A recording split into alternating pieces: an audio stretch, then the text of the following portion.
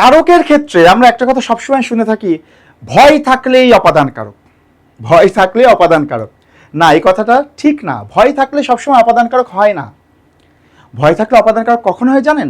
ভয়টা যেখান থেকে তৈরি হচ্ছে, অর্থাৎ ভয়ের উৎস যেটা, যে জিনিসটা দেখে ভয় পাচ্ছি সেইটা অপাদান কারক হয়। কথা কি বোঝা গেল? তাহলে যা দেখে আমরা ভয় পাই সেটা হচ্ছে অপাদান কারক। খেয়াল করে দেখেন, এখানে একটা বাক্য দিয়েছে, আমি কি ডরাই সখী ভিখারি রাঘবে। এই যে ডরাই, ডরাই শব্দটা অর্থ কি? ডরাই মানে হচ্ছে ভয় পাই। বলছে আমি কি ভিখারি রাঘবকে ভয় পাই নাকি। এই বাক্যে রাঘবে শব্দটি কোন কারকে কোন বিভক্তি? আচ্ছা খেয়াল করে দেখেন তো, আমি কি ডরাই সখী ভিখারি রাঘবে, মানে আমি কি রাঘবকে ভয় পাই নাকি, মানে বোঝাচ্ছে আমি রাঘবকে ভয় পাই না। তো আসলে ভয়টার উৎস কোনটা? ভয়টা কোন জায়গা থেকে উৎপন্ন হওয়ার কথা? রাঘবের কাছ থেকে উৎপন্ন হওয়ার কথা। জানেন, রাঘবকে দেখে ভয় পাওয়ার কথা, কিন্তু আমি ভয় পাচ্ছি না। তো এখানে আমরা বোঝাতে চাচ্ছি আমি রাঘবকে দেখে ভয় পাই না। তো ভয়টা আসলে কাকে দেখে পাওয়ার কথা?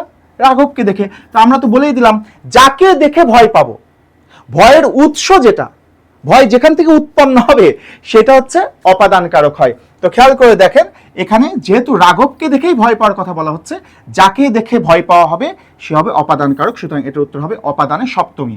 রাঘবে এ বিভক্তি আছে, সুতরাং এটা হবে উত্তর অপাদানে সপ্তমী।